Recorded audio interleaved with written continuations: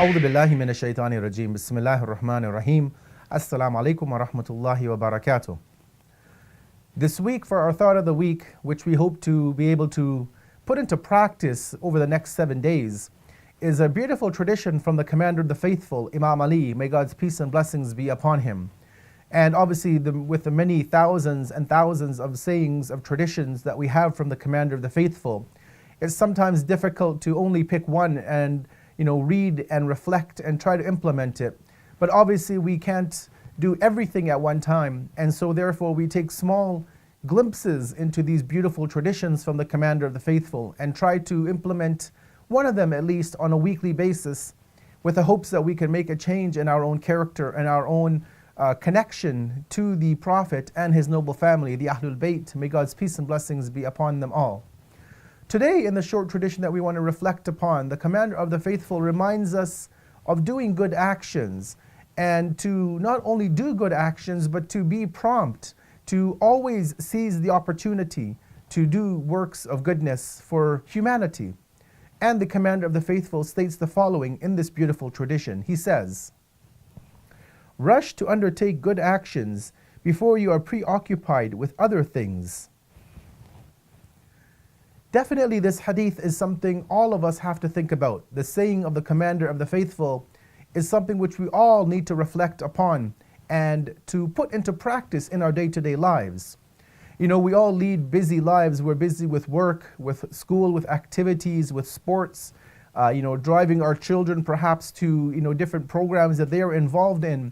And we ourselves are just busy beings. We don't have time to sometimes sit and relax and think and reflect. And sometimes when a good opportunity comes, we say, well, you know what, I'll do it tomorrow. We'll pass it off and say, we'll do that good act another day when we have a bit more free time. Not realizing that perhaps that free time will never come.